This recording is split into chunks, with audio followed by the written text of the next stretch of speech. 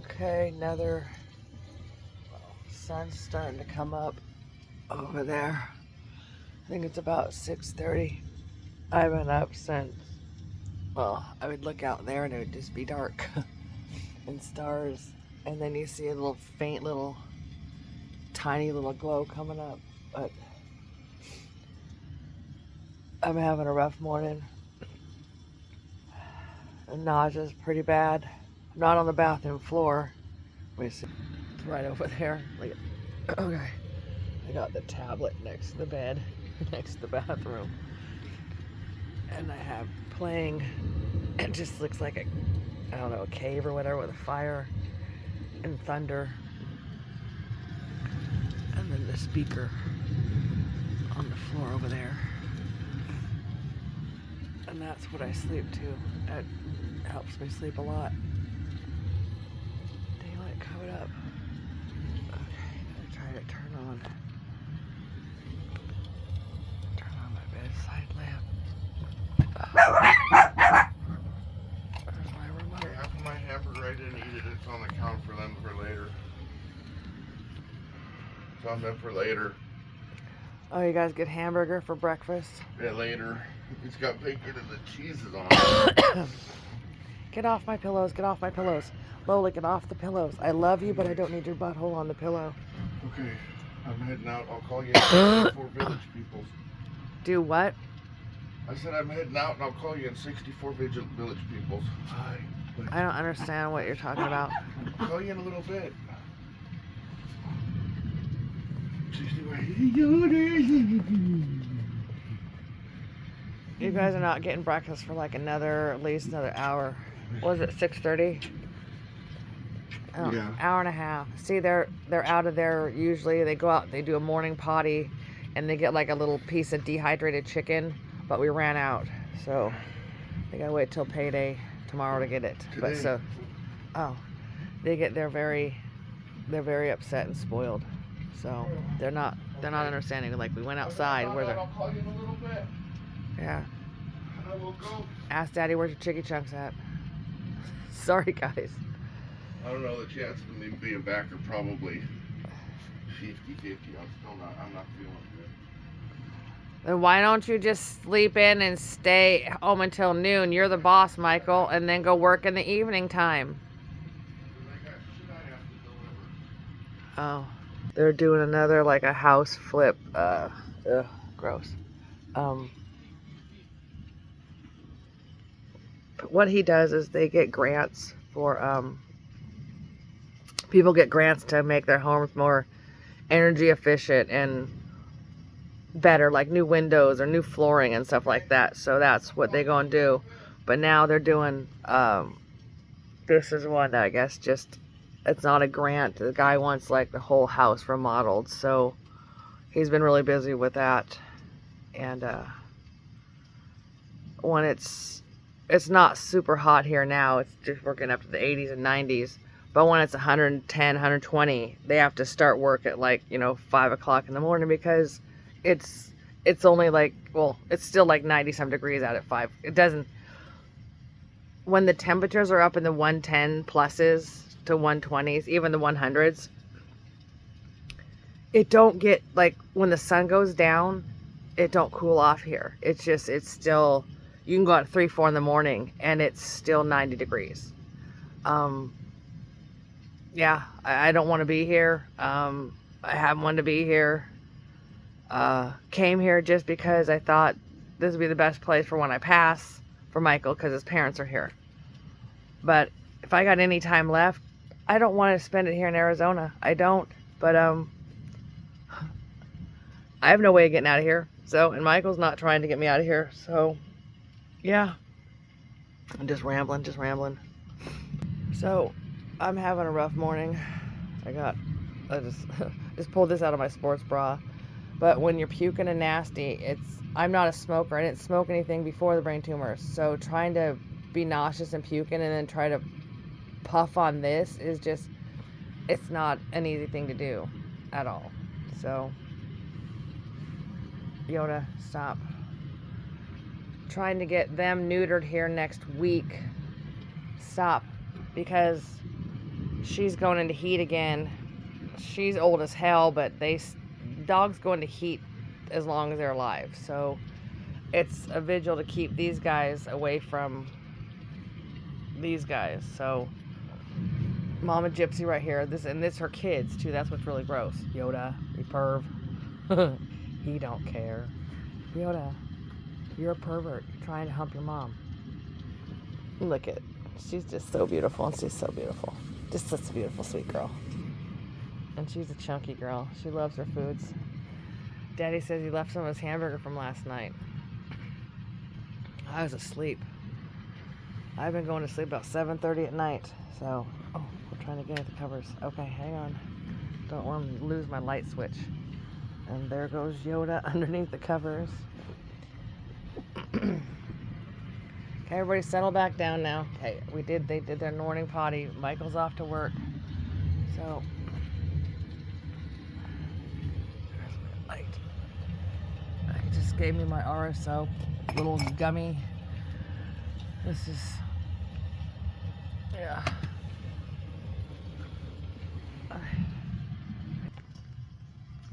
So my phone is in one of those stupid like wallety thingies. Balance it here against my big old cup, which is not a Stanley. It's just a knockoff.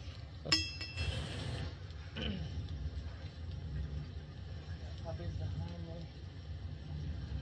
Oh, tiny little guy. He's just a tiny little guy. He's just a tiny little guy. He's a big jerk though. Yeah, you can be a big jerk. Yes, you can. They're all I got. They're all I got. They're all I got. Okay, I'll make sure because I always have to make sure because I'll lay down and when those vapes, they have liquid stuff in it, and when it lays on its side, it gets all clogged up and stuff like that. So if I keep it in my sports bra and then I go to lay down, it's not good because all that stuff is just, they're meant to keep like upright. Oh, I keep forgetting all my. Okay,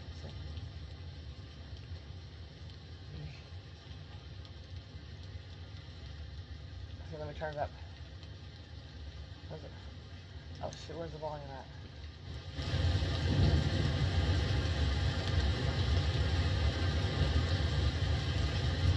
Where's the thunder at?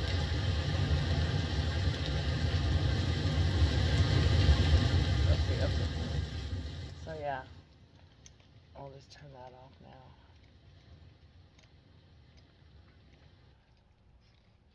now. Anakin, stop. Oh no. So, Michael has a TV as big as a wall out there. It works for me. It works for me. It's right here beside the bed. And it's just like, I don't have a remote. I just reach up and just change the different apps and stuff like that. I need a clippy to get this nasty hair up out of my face. But I can't find one.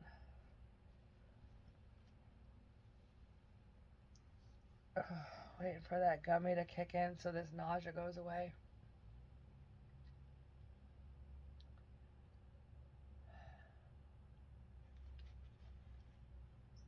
That's every day though. Just he comes in, he brings me my gummy, and then he's off to work.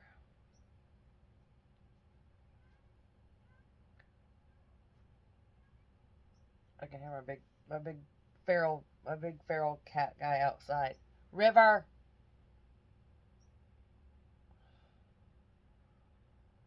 I have to go let him in. Oh man. It's so dry here all the time. I'm always like rubbing my nose and just, I have a diffuser by my bed. I had one out in the living room, but the crappy water here, even filtering it through our little filter thing on the sink, the filter thing on the faucet, it just stopped working. And I can look at my little one right here. It's just, the water here is really gross. That's why it's like the conditioner doesn't even go into my hair because the water here is so, what do you call it, calcified and just gross. Like I've said this before, I'll wash dishes and I usually like you wipe down the sink afterwards and stuff like that. But if I don't get all the water wiped off the faucet and you just go back and it's just, I mean, it's white crusty. You can just, it's gross. So all that is in my hair. And it's not good. So I'm trying to figure out what to do with this. I had it even longer, but I had to cut off probably about 4 inches or more because it's just so fried. And I can't, like, even like get this really nice conditioner, it doesn't really seem to like get into the hair. Crappy water. I mean, we even, to fill the dogs water up, we give them the filtered water out of the faucet. We just don't give, I mean, it's just, yeah, it's not great, but we don't pour just, not even the dogs drink just the tap water on here. It's gross. It's gross. There's a Pure thing or whatever. I don't know what it's called. I think the brand name is Pure. And you can turn a switch and have filtered water, just tap water. So, and then we'll fill up another pitcher that filters again for like drinking water in the fridge. And it's just, it's nasty and it's bad. The coffee pot too. It's like I use the double filtered water. And the coffee pot seems like it's starting to not, it gets clogged with the brain is not working.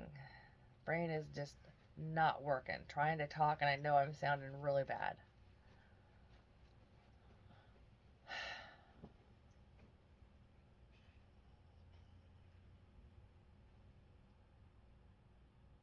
I just sit here every day.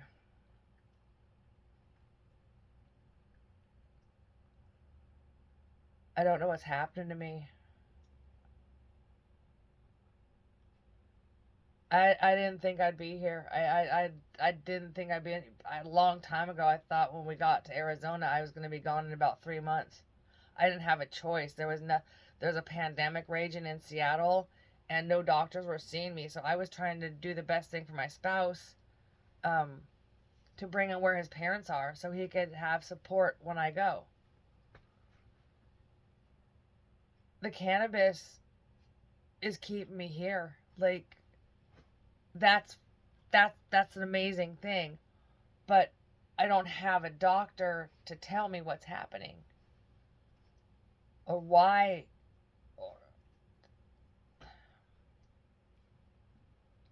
When you know your body's doing something it's not supposed to and you're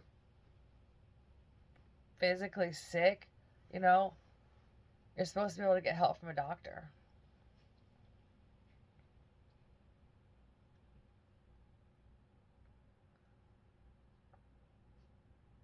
I can't even cry anymore because I'm just so past broken.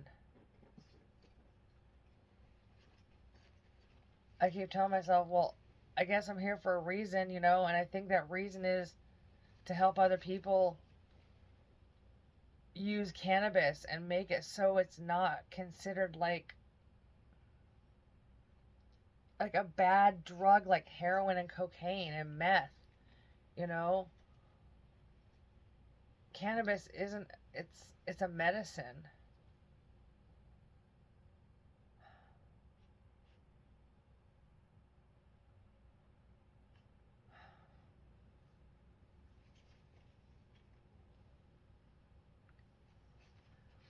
I know I look bad on these videos. I know I sound bad and sound crazy, but I don't know what else to do.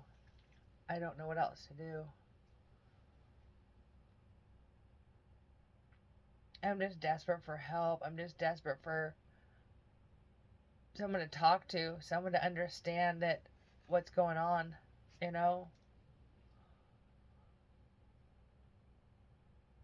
Someone just be nice to me, because my husband's not.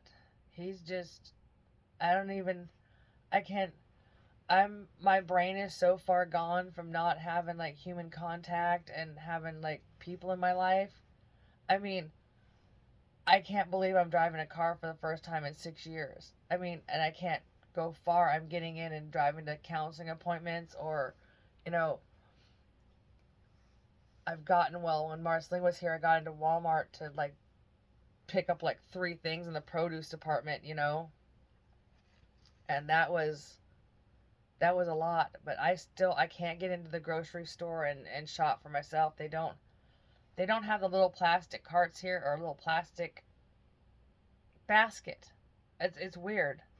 Well, at least they don't at Walmart. I don't know about the place Smith Michael goes. I haven't ventured in there yet. When I was able to get in the car again and drive, it was too hot. It was up in the 110 plus degrees. I mean, when you're driving in the car and you look at the little temperature thing, it says 115, and you're just like, and the AC's on high, and it's barely, the car is still like 80 plus degrees in there. With brain tumors, any amount of heat is bad. It makes you just kind of just wilt. All the symptoms are just doubled or tripled. So getting out, trying to get out of the house and to get into the car is hot to get into because it's, so the process of even just getting into the car in the heat and just trying to get the car cooled down, and yes, when Marceline was here, I'd go and turn the car on and get the AC going and stuff like that, or she would for me, and I just have to get out there and drive. It's still up in the 80 or 90s. It's about 90 degrees is the hottest it's getting now, but still,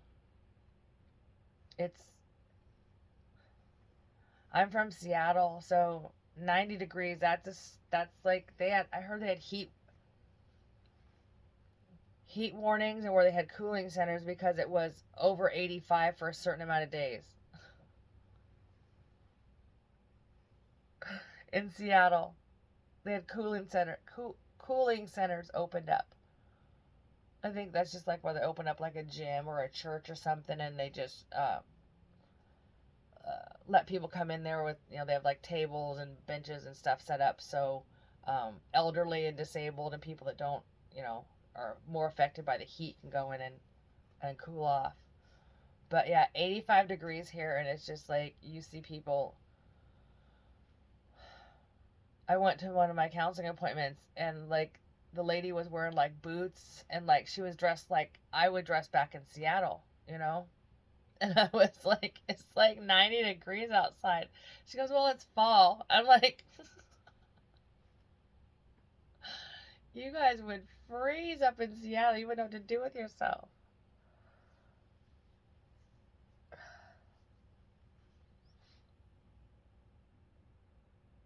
I'm going to counseling, but it's just, I've gone to a new place. The last place I was going to was not good. I was just going and talking to a lady, and she was just not helpful, not even like, just sitting across the desk, and I was just like, I'm going because that's all I have, because I don't have anybody else to talk to, and I'm telling her all the stuff that's happening at home, about the abuse and just the way he treats me, that I don't have medical. He tells me to do everything for myself, and I'm severely sick and disabled. Like, before I even had the brain tumors, I was fully disabled. Had autoimmune disease since 1998, ankylosing spondylitis. It's basically like MS and lupus and rheumatoid arthritis, kind of just take a little piece of each one of those nasty diseases and kind of lump it together. Ankylosing spondylitis, they used to call it bamboo spine, because the autoimmune, the white blood cells like to really go after the spine, and they eat away at the tissue that's like right underneath where how joints and stuff move. They like the white blood cells. I guess that's their favorite thing. And then and all your joints, but it can be concentrated. You mostly feel it in your spine. So at one point, like 15 years ago, before I started some medication that probably gave me the brain tumors, you see it advertised on TV. Enbrel, Enbrel. It's an injectable. Um, they would send it to me like once a month. I'd get 4 little injections, and you had to keep it in the fridge cold. And you're supposed to inject yourself once a week with this stuff, and you had to inject it cold. I would cheat a little bit. I'd heat it up. I'd put it in my bra and heat it up just a little bit, you know, because when and I hated needles before this. They creeped me out. I had to go to the doctor's office and learn. They give you a little fake patch of skin, and I had to learn how to inject in to this fake thing. And when it's like, this is a medical condition, you have to do this. I just had to figure out a way to get over it. And it skeezed me out every time I did it. It was gross. I would do like clockwise a different number on my belly every week, so I wasn't injecting in the same spot.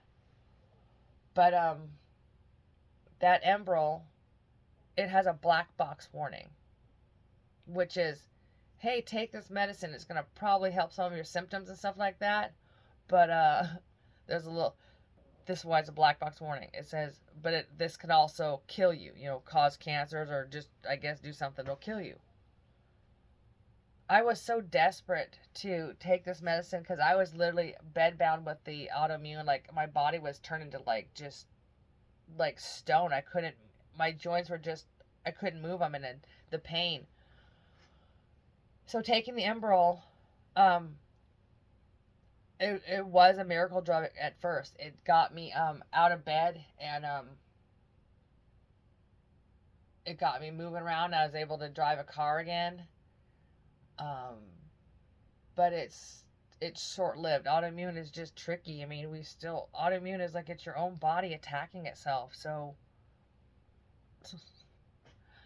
they were also giving me little tiny oral doses of chemotherapy, methotrexate, along with what Enbrel is basically just a kind of watered down chemo, kind of. It basically kind of just slaps your fucking white blood cells around and tells them to calm down. But then it's you're also susceptible to infections and stuff like that because it lowers your immune system. And a few months after starting the Enbrel, cold and flu season came around with the kids, and the doctor told me, all the germs on their clothes from school, to just have them, keep their coats and stuff out by the front, and literally they needed to change their clothes into something else before they came to my bedroom. And the kids had got just some little sniffly nothing. You know how kids, they always have snotty noses in the fall and the winter, just a little cough. But they're not sick. They're just kind of, whatever, a little bug going around. I noticed in the morning time or whatever that when I was waking up, I was kind of I felt kind of congested in my nose and stuff like that, and no big deal. Throughout the day, I'm just getting more, it's gurgling in my chest, and I'm just feeling really, really like I'm getting a really bad flu. And by the evening time, I was just really, when I was breathing, you could just, it was gurgling in my chest, and I was just really out of it. So my husband at the time, he took me to the ER, and I was like, yeah, good thing you got her here, because if she would have fallen asleep, this was just, the Enbrel had just made it so a tiny little bug, that didn't even really bother the kids, was gonna it would have wiped me out. So that was a heads up for, what the Enbrel was doing to my body. How it lowers your immune system. But a few months after I started taking the Enbrel, I had never had a weight problem in my life, ever, ever, ever, ever. I'd always been thin, right around 125 pounds, and I took that Enbrel, and I mean, I ballooned. And I'm talking, I wasn't eating anything but salads and just, I went from like 125 up into 190s within months, not eating. And going to the doctors going, is this the Enbrel? Like, what the hell is going on? And just not ever. That was the beginning of just being told, we don't know. Going into the doctors, every month, and like, I'm on a starvation diet, 900 calories, sometimes 1,100 calories a day, and I'm 190 some pounds.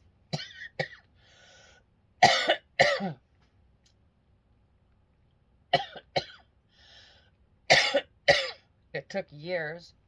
I went to the doctor because complaining, lady problem stuff, just checkups. And they said they found a cyst on my left ovary. And I'm just like, okay, that's, not good. Female cancers run on, in my family. Can we look at that? And because I had just state insurance, poor people insurance, they're like, no, we're not going to check that out. Maybe in a year. So, long story short, when I finally got the insurance enough to, my state insurance would pay for the lady part examination, there was like, yeah, there's a cyst there, but no, we're not going to do anything about it. And I looked up stuff, looking back now, almost 10 years, stuff with your cysts or with your ovaries, that's like a big deal. That they call it, there's a lady I worked with had something polycystic something. You just get a lot of cysts in your ovaries. And she was a bigger lady. And so I was trying to put like 2 and 2 together. Is this like what's causing my weight gain and stuff like that? I don't understand.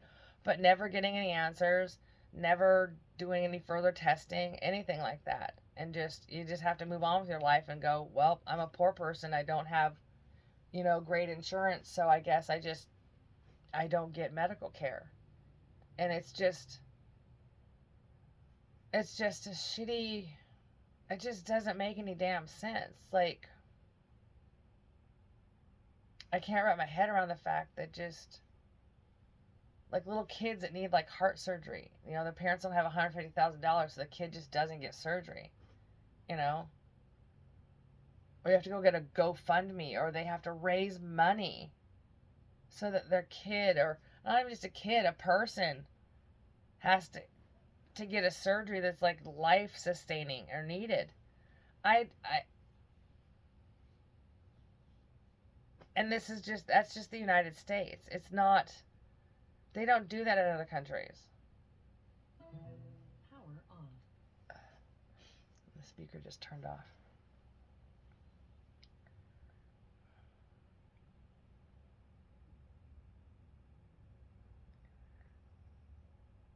Yep. So just being denied medical, it's just a shitty feeling.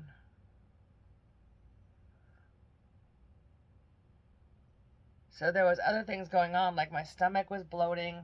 I had all this weight gain, but it was all my stomach was sticking out, like, a lot. Anytime I'd eat anything, just a few bites, my stomach would just, Then I figured out I was celiac, which is a gluten allergy. So taking gluten out of my diet really helped. Really, really, really helped. I was working a job.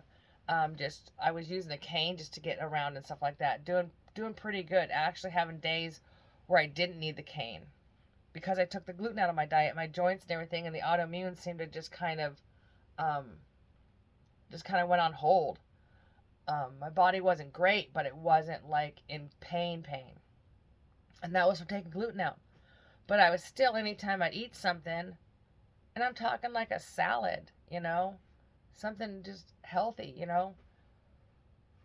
my stomach would just bloat. And I'd go to the doctors, and they're just like, eh. And then they say something about my weight, and I'm like, yeah, I eat about 800 to 1,100 calories a day.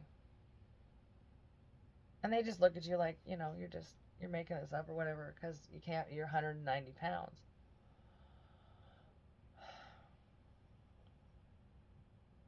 just going to doctors after doctors and just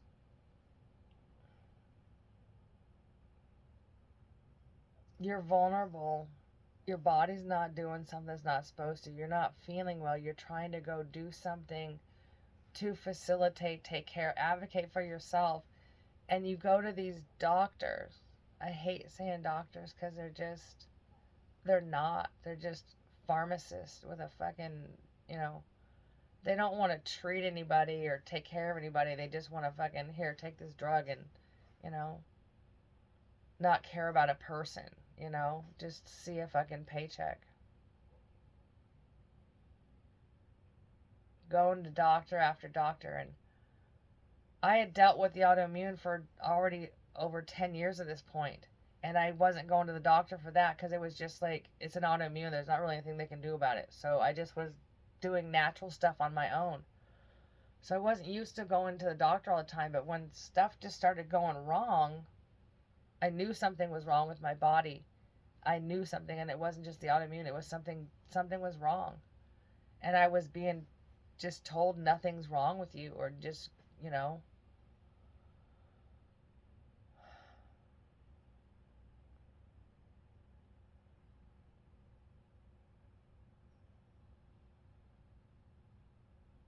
I don't feel human anymore. I don't feel anything really anymore. I'm just here. I'm being told I don't matter. My life doesn't matter. And it's like extra shitty on top because I've always gone above and beyond to look out for other people. I just had a homeless girl living with us for she was here 6, 7, 8 months. But, sweet trans girl, very sweet, very smart, with computers, but she was also highly autistic. And I'm not saying that in a bad way. I'm probably somewhere on the spectrum. I mean, a lot of people are finding out later in life, oh yeah, I'm on the spectrum. They call it neurodivergent. And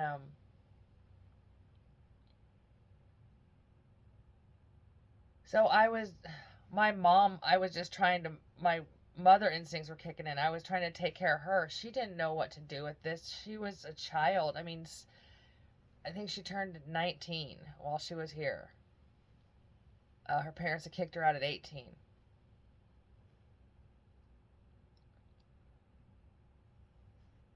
I don't understand. And I'm happy she's moved on. She moved Minnesota, Michigan. I think it's Minnesota, with a friend, and she already got a job with computers. Here in Bullhead City, she's working at Taco Bell. As I kept pushing her, honey, I know you got to get out of here. I know it's a move and stuff like that, but you don't want to stay. She was from Vegas, and she didn't do well in Vegas. She was on the streets there, obviously. And I was like, you got to get out of here. You got to try and get one of your friends somewhere, just to get out of here. And you'll get to a bigger city where you can find a job. And she did. It took her a couple of weeks, but she got a job with computers, which I'm so happy with, because that she's super smart. Just computer. Like, she'd talk, and I'd be like, Marceline, I have no idea what you're talking about. Computer stuff, it's just like that. It makes no sense to me, and I hate that, because I want to know and learn stuff about everything, but computers, my brain just doesn't get it. I'm trying to... The nausea.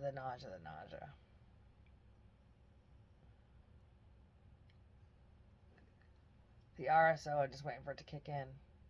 I get a little gummy in the morning and the evening.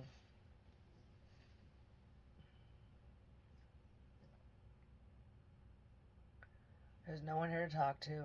Even when Marceline was here, and I'm not saying it's not her fault,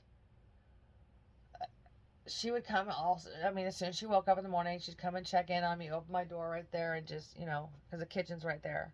And she'd say hi, do you need anything? And she'd offer to make You know, if I hadn't had my coffee already, she'd make, she was a good kid, and all I asked her to do was just keep the dishes, done and, try and find yourself a job. And then, yeah, but she didn't know what to do with me. And I was trying to get my podcast going, but she could help me with the technical stuff, but it was just the trying to just sit down and do it. And just, like I said, during the summertime, it's just, even though there's AC in here, it's hot outside, it affects you. It affects brain tumors. It's not good. Now the weather's cooling down. It's better. That's one less stress off me, that if the power goes out, I'm not going to die, and my animals aren't going to suffer. Because that's a continual, just gut wrenching, just always in my gut, just stress of if the AC goes out, the power goes out. I was trying to leave. I was trying to get out of here. I was going to go just leave and get in my car and just drive up to Seattle. But other bad things have happened, and I need to go into that.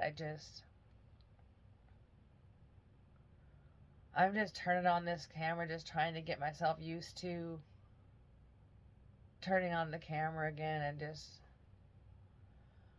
I know nobody's going to be watching these. It's just, I'm hoping one day my granddaughter or my daughters can watch them and see what I went through and see that I wasn't crazy,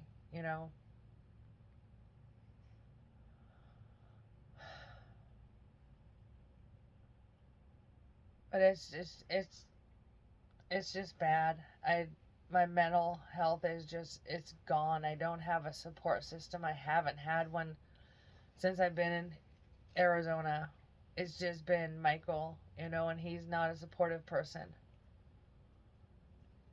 He chooses to stay gone at work all the time,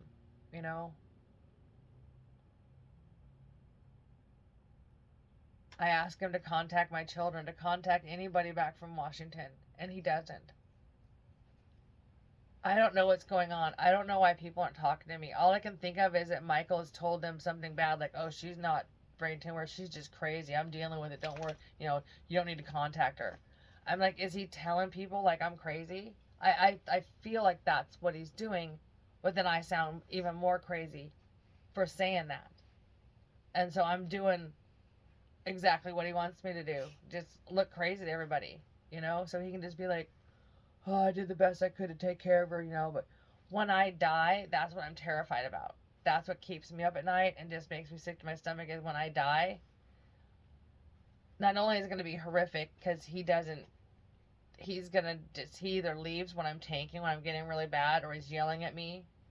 But when I'm dead, he's just going to tell people, oh yeah, she did it to herself, He'll probably tell people I was drinking myself to death, or just not eating, or just, he'll probably just tell them she was just crazy. She did all this stuff to herself. That's my biggest fear. That's what's just really upsetting to me. Because nobody talks to me. And I don't know why.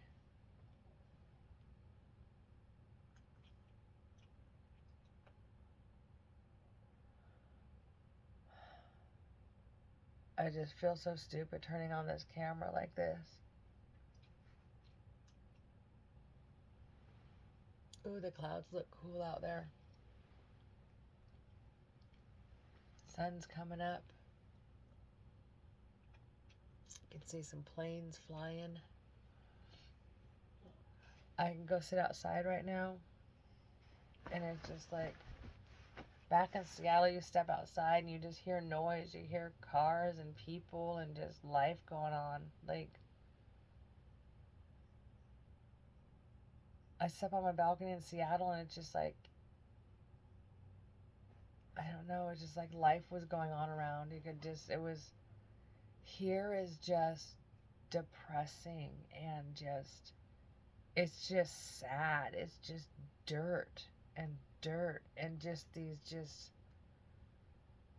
I just call them dirt dwelling homes. It's just trailers, and just, It's depressing. It's just depressing. I want to look out my window and see just trees and trees and trees. Our apartment in Seattle, it faced nothing. It faced east.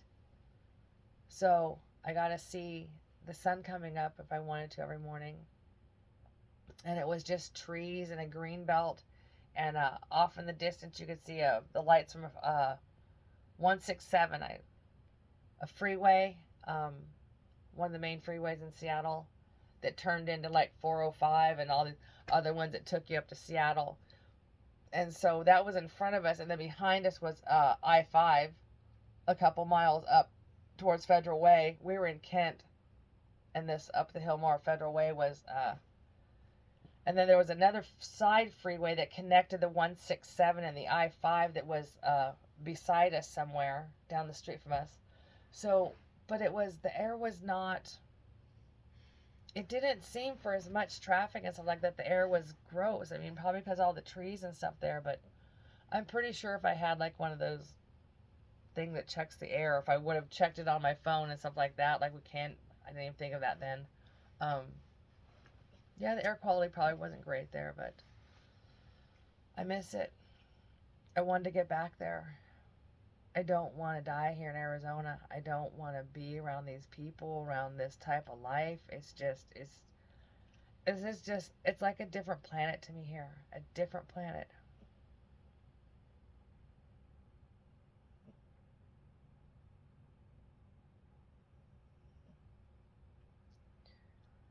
So now this is what I'm going to do. I just have to. There's my tablet is next to me right here. And I'll just, oh wait, I have it on the bottom here. Oopsie.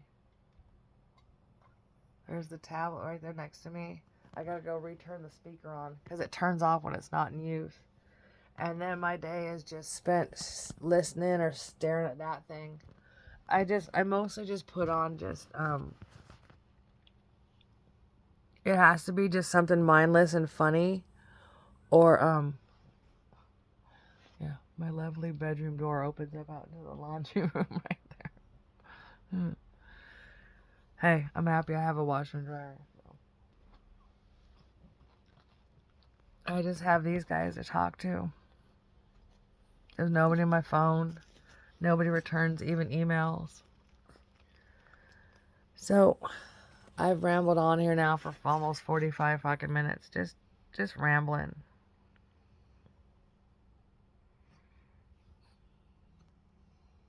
What? Are you wanting breakfast? He's pouting because they're out of their chicky chunks. Oh, they're so spoiled. They eat like royalty, like little hairy little meat-eating royalty toddlers. Oh, there's a bunch of planes out this morning. I don't think my window will pick them up. It's like I'm on a desert island just looking up trying to flag down a plane for help. SOS. I'm gonna write SOS in my yard with some rocks. That's all that's out there is rocks. So that's all I'm gonna do is just turn on this tablet, and I have to just sit here and just stare at that stupid thing. I never watched TV or I wasn't a TV person before I got the brain tumors. And now that's all I've done for 6 years. Since July 2019. I can't wrap my head around that. And that I haven't seen a doctor in the whole time. And I'm still here.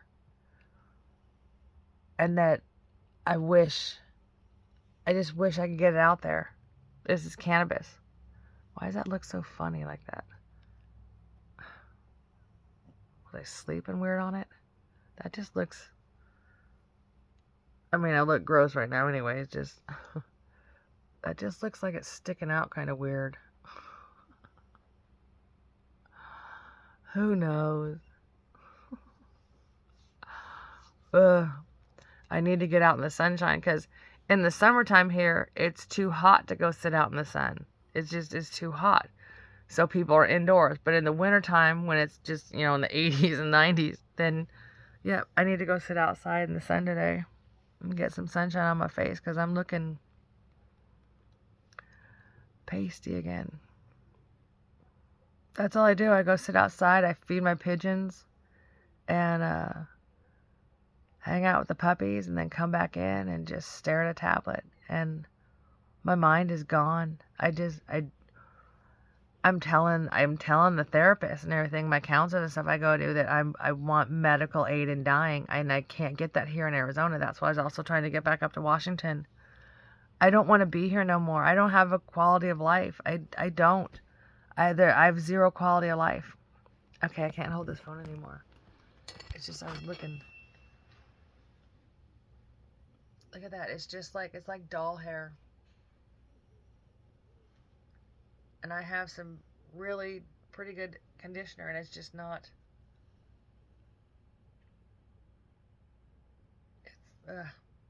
Gotta figure out something to do this hair.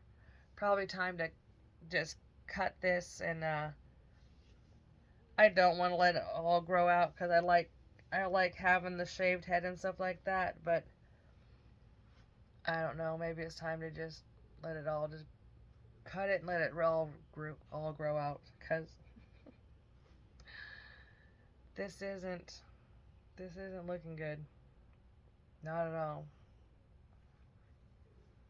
It was cool when it was that bright blue color and a lot longer and a lot healthier, but it's because I know it's because I soak in the bathtub and it just sits in that just nasty calcium water that I literally have to put like a tablespoon of coconut oil in every bath I get in, which is every day, or my skin, I would just be like a lizard. Like, it's that the water is so gross, and it's so bone dry here anyways. But I know my hair would not be looking like this if it had like normal water from Seattle. Yep.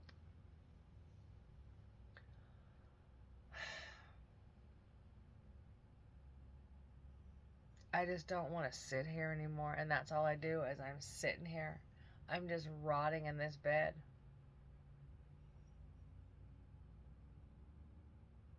I need medical attention. That's just, and I'm not asking for a lot. Like, I'm not even asking for like a fancy neurologist or anything. No, those cost a lot of money, I guess. So I would just like a regular doctor to just draw some blood and examine me and tell me what's wrong besides the brain tumors, or what the brain tumors have caused, and is there possibly something they can do to make me better, or if they can't make me better, can they just improve my quality of life, Mostly it would be not thinking, having somebody tell me that, you're not crazy, you're sick, you know?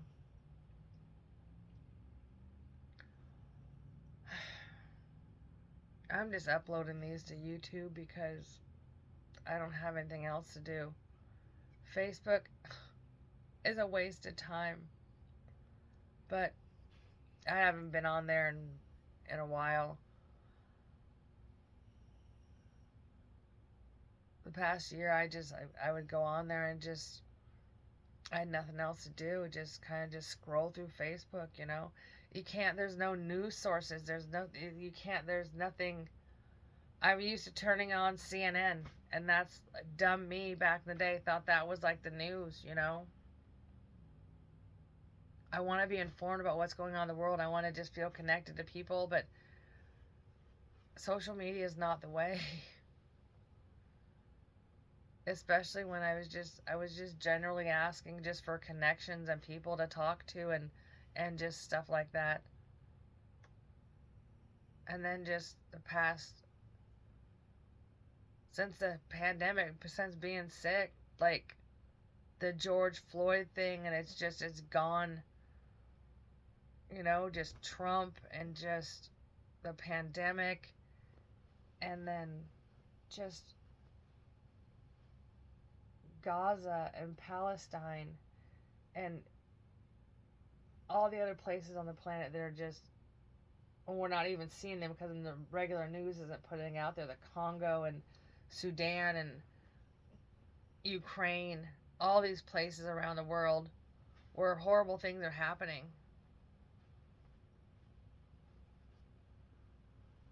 And then if you do see it, you just scroll through it on your phone and you just, oh, look at you. Look at your beautiful self, lady. Look at you, lady. Shake your head. Shake your head, girl. I was just talking about horrible things and then I see your pretty face.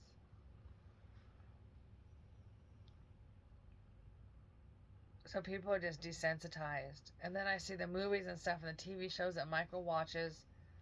And it's just Netflix and Hulu and the apps are just full of those kind of movies. Just those people doing fucked up shit to each other and just murdery, bloody, just mostly just people being fucked up to each other. And I can't take it. I can't watch that stuff. Oh, Tabby.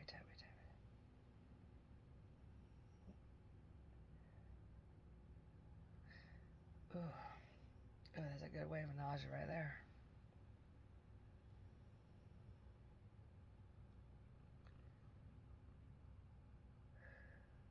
I should probably smoke something, but I don't want to smoke something. I didn't smoke before the brain tumors, so it's just trying not to puke and then trying to inhale smoke. It's just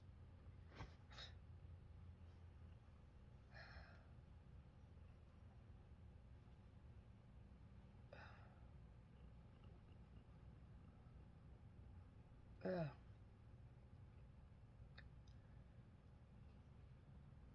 I know my tummy's extra upset too because I ate right before I went to bed last night, like 7:30. My appetite's been off again. So Michael gave me the RSO in the evening, and it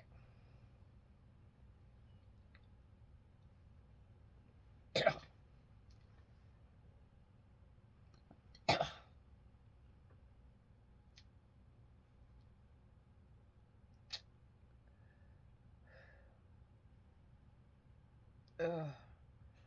God, I don't want. I know why my tummy's extra upset because I ate and then went to sleep, but my RSO had kicked in and Michael had been feeling good yesterday. He thinks he ate some bad soup or something, like had a little bit of food poisoning. So he came home early from work, and it was the day before. He'd had a rough day or two with his tummy. So he was gonna go get something to eat last night, and I was already pretty much I was almost going to sleep, but then he brought me home I never ate fast food before, Michael. I didn't do fast food. I just didn't. I think it was from Jack in the Box. And I'm vegetarian, that I strive to be vegan, but I eat some scrimps and some eggs sometimes, and some cheese sometimes. That's terrible. But he brought me back a breakfast Jack or something. It's an egg on sourdough, and yes, sourdough is, if you're celiac, it's like the bread you should, if you're gonna eat bread, eat that. But it's still, I ate bread, which is, and fast food is just highly processed, and I ate right and then I went to sleep.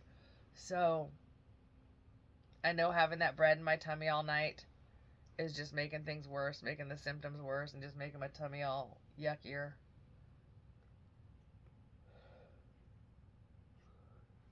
Ugh.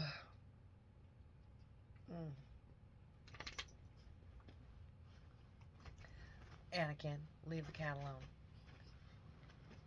Come here. She's just trying to snuggle. Are you getting friendly with her? Yeah. You guys are getting to be friends, finally. 2 years later. You want to touch her? Here. Put your paw, touch her. Oh, there you go. You need your nails cut again, dude. Touch again. Touch. Don't scare her like that. See, she was trying to be friendly to you. She was sitting right there, and you scared her away. Oh, he's my special boy.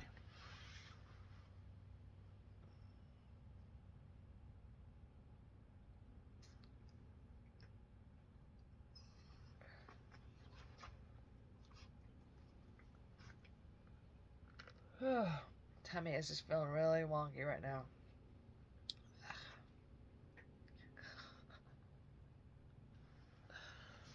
Look at this idiot. What are you sitting up for? What are you doing, Anakin? It's because they're used to getting, I don't even want to say the word. They're used to getting a little piece of, like chicken jerky. As soon as they go out in the morning time. After the first morning potty. And we're out. Michael's got to get some after work. And they've been without. This is their third day. And he's having a little bit of a fit. Huh? Or is that a cat? The cat's in the bathroom?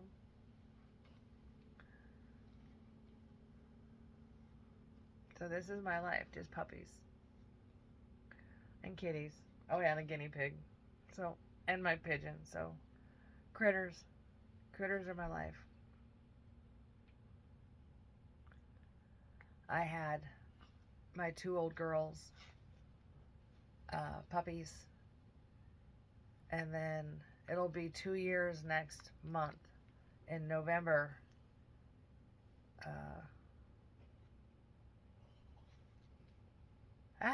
2023, holy shit. Michael brought home the big fat white dog, Mama. And he was like, I think she might be pregnant too. Because he rescued her from a place that was basically like a puppy mill. He was doing some work there. And I guess Gypsy just got to him, and he goes, well, she might be pregnant. And we had her a couple weeks going by. She stayed in my pillows in my bed up next to me, but she was just buried all in the pillows for like 2 weeks. And just when we thought that, okay, she's not pregnant, she's fine, we're not, it's like the next day, boom, she had all these, big, all her puppy titties came in. And, yep, she had puppies on Christmas Eve and Christmas Eve. We lost 2 of them 6 months later, and then the son knocked her up. Anakin knocked her up, and she had more this last February, and we lost those guys. We don't know what. We took them to the vet. They said it wasn't parvo, but parvo is so rampant here, I guess, in the desert. Well, in Bullhead City, from what I heard. They don't know if it just like mutated or what. Or I don't know if somebody poisoned my dogs. Because, yeah. 4 of my puppies, my soul wolf passed away right here, and my big orange cat. I don't know. I don't know if someone's poisoning my animals, if there's something on this property. So every time the animals go out, I'm freaked out. Is somebody else going to get sick?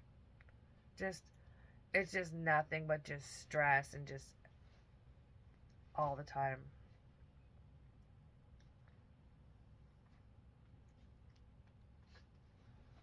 I'm tired, and I don't want to be here anymore. I don't.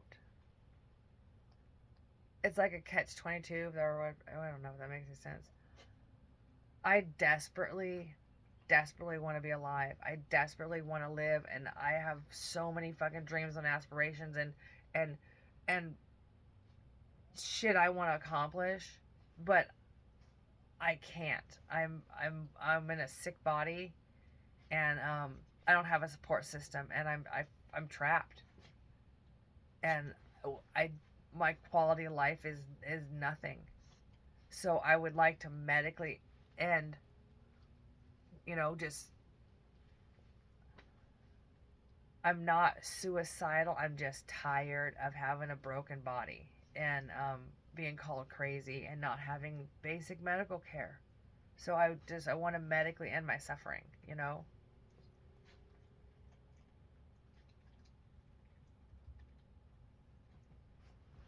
what's happening to me, this is where I'm going to end this at, because I've rambled on, I think, for probably an hour again.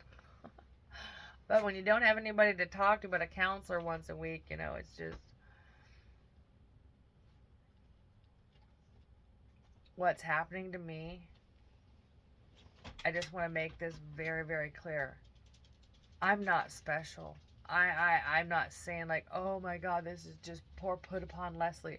They're being mean to just me.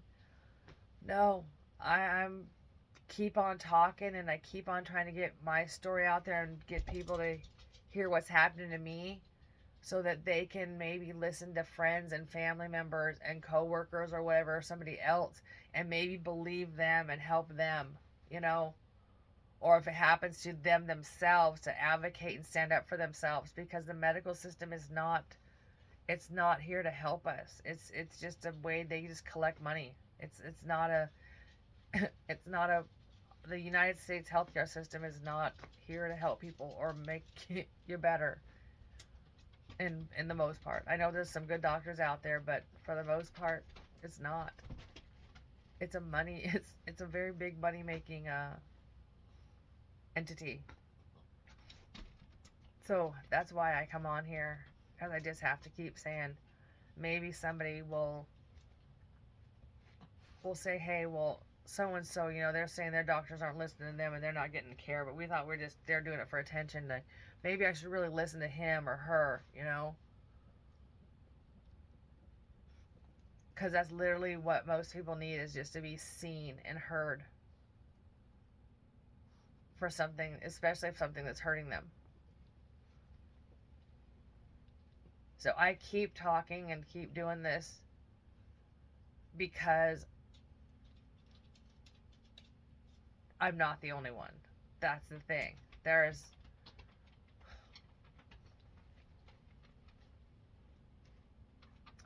I hate to say it because it's a horrible number, and it's just a horrible thought to think of, that there's got to be 1 million other people like me in the United States right now, if not more.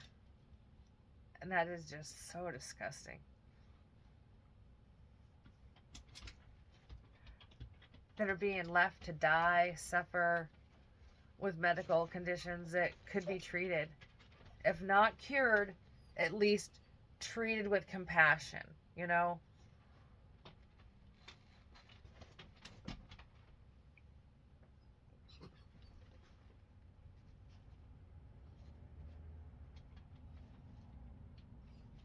Stop calling people crazy. Stop saying that people are just doing this for attention.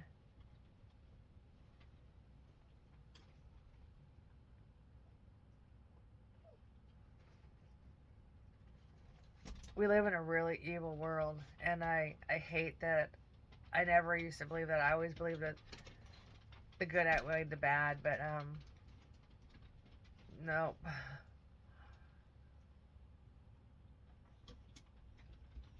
The world is really bad, full of a lot of really bad people. I just see people enjoy harming each other, causing each other, just disrespecting each other, just trying to make another person feel small, trying to just make yourself feel better by hurting somebody else, and just, I don't understand that. I just can't wrap my head around it. I've always been just yesterday on the way to counseling, I saw a guy just sitting on the side of the road, just sitting street, just sitting on the side of the road, just sitting there, just sitting there. And I pulled my car up, and I just had to, are you okay? Do you need a phone? Do you need money? I only got like $2 on me or something. Do you need to call somebody?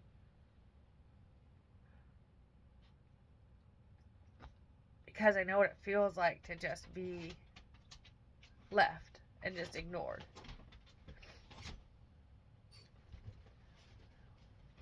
They got a ramp that they go up and down. It's at the end of the bed. And they're...